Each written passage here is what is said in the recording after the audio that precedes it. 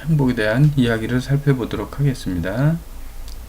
행복의 사전적 정의를 살펴보면 생활 속에서 기쁨과 만족감을 느껴서 흐뭇한 상태라고 합니다. 즉, 즐거움과 뿌듯함이 있으면 행복하다라고 할 수가 있겠습니다. 행복에 대한 사례를 살펴보도록 하겠습니다. 이것은 2010년도 11월 6일 지구촌 이야기라고 하는 TV 방송에 나왔던 얘기입니다. 프랑스 노부부 얘기가 소개가 되었는데 아내가 암투병으로 고생을 하고 살림도 상당히 어려운 노부부가 계셨습니다. 근데 이 노부부는 복권에 당첨이 됐는데 120억이 당첨이 됐습니다. 우리 같으면 이 돈을 아내 투병 또는 그 병 치료비로 썼을 텐데, 이 노부부는 바로 행복은 돈으로 살 수 없다라고 하면서 기부를 했다고 하는 것입니다. 그리고 독일의 올리버 씨는 몇 년 전에 100억 원의 복권에 당첨이 됐는데, 이 방탕한 생활을 하면서 다 써버려가지고 몇 년 만에 지금은 월세방에서 살고 있다라고 합니다. 미국의 피트컷실은 3,800억의 복권에 당첨이 됐다고 합니다. 그래서 방탕한 생활을 하고 또 그거로 인해서 그의 손녀와 딸은 약물 중독으로 숨졌다고 합니다. 그리고 지금은 돈이 하나도 남지 않은 빈털터리 신세가 되었다라고 합니다. 자, 여기에서 우리가 볼 때 참 대조적이죠. 올리버 씨 그리고 미국의 피터 씨는 방탕한 생활로 결국은 월세방 살고, 또는 딸과 손녀딸은 또 약물 중독으로 사망을 하고, 그러나 프랑스 노부부 같은 경우에는 이걸 기부를 해서, 그것도 어려운 암투병하는 아내가 있음에도 불구하고 행복은 돈으로 살 수 없다라고 하는 생각을 가지고 기부를 하는, 이러해서 마음의 평화, 행복을 더 추구했다는 이런 얘기가 되겠습니다. 인도 성자 얘기가 또 하나 있는데, 이 인도 성자 얘기는 어떤 거냐면, 임금하고 신하들이 이 성자가 진짜 성자인지 확인하기 위해서 성자가 자고 있는 집 움막 밖에다가 황금덩이를 잔뜩 갖다 쌓아놨다고 합니다. 그래서 이제 밤새도록 지켜봤는데, 이 성자가 밤에 이제 잠을 자고 아침에 일어나서 나와서는 황금을 딱 보고는 어떻게 했을까요? 일반적으로 사람들이 행동을 한다 그러면 그 황금을 챙겨서 이제 어떻게 활용할 것을 연구를 했을 텐데, 이 성자는 그 황금덩이를 밟고 대변을 보고 들어갔답니다. 자, 황금 보기를 돌같이 할라.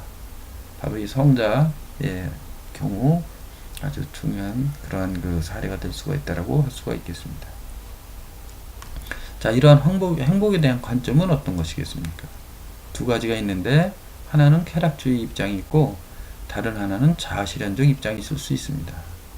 그래서 여기에서 즐거움과 뿌듯함이라고 하는 이제 두 가지 행복에 대한 정보가 얘기가 되는데, 즐거움은 바로 이 기쁨이 되겠죠. 그리고 만족, 뿌듯함이 되겠고요.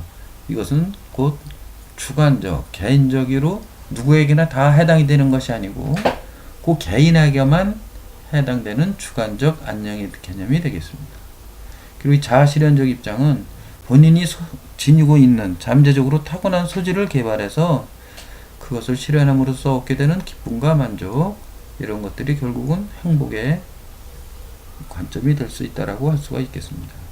자, 그래서 쾌락주의 입장은 아리스티포스라고 하는 기원전 435년에서 360년 전에 이제 학자가 얘기한 즉각적인 즐거움과 만족을 중시하는 것, 또 에피쿠루스는 편안함과 절제된 쾌락, 그리고 고통이나 걱정으로부터 자유로운 것, 제노는 이성에 의한 감정 조절이 되겠습니다. 이성에 의한 감정 조절은, 즉 감정은 눈먼 야생마와 같아서 불행으로 이끈다고 하는데, 이 감정 조절 훈련이 필요성을 강조한다라고 할 수가 있겠습니다. 자, 이것은 곧 감정 조절 훈련 중에 우리가 쉽게 우리 일상생활에서 접할 수 있는 게 어떤 게 있죠? 바로 호흡 조절이나 명상 같은 것들이 바로 감정 조절 훈련이 될 수가 있겠습니다. 자아실현 입장에서는 그리스 시대의 아리스토텔레스, 이분은 타고난 잠재적인 12가지 덕성을 개발해서 행복에 이를 수 있다라고 하는데, 그 12가지 덕성이 용기, 관용, 자존, 이러한 절제, 희망, 양심, 고결 등 이러한 덕성이 되겠습니다. 자, 이러한 주관적 암령을 감지해낼 수 있는 의식 수준에 대해서 살펴보도록 하겠습니다. 미국에 있는 콜롬비아 대학 정신과 의사 데이비드 호킨스 박사가 수천 명을 대상으로 수백 번, 수만 번의 실험을 통해서 얻어낸 결과에 의하면 의식 수준을 굴욕감이나 수치감이 느껴지는 수준을 20으로 놓고, 슬픔은 75, 욕망은 125, 자존심은 175, 그리고 용기와 긍정적인 감정은 의식 수준은 200이라고 얘기를 했고요. 용서가 350, 그리고 감사와 기쁨이 540, 그리고 축복감과 평화, 하나됨이라고 하는 일체감을 600, 그리고 순수의식을 깨닫고 환희감이라든가 이제 어떤 절정 경험을 느낄 수 있는 이러한 단계를 700에서 1000이라고 이제 이렇게 구분을 해놨습니다. 여기서 평균은 204가 나왔고 204라고 하고요. 그리고 평생을 통해서 의식 수준, 타고난 의식 수준을 5를 올리기가 쉽지 않다라고 하는 겁니다. 그래서 이 700에서 1000에 해당되는 것은 이제 성인들이 되겠죠. 크리스나 또는 예수, 마호멧 이런 분들을 이제 이 수준이라고 놓고 본다고 할 것 같으면, 우리가 일반적으로 행복을 느끼는 감정은 540 정도부터는 느낄 수가 있겠죠. 감사하는 마음, 즐거움, 축복, 평화 이러한 것들이 행복을 느낄 수 있는 감정 수준이 되고, 200 이하의 이러한 특히 이 75, 20 이러한 의식 수준은 이제 절망감이라든가 이런 것들은 이제 불쾌한 또 불행한 의식 수준이 될 겁니다.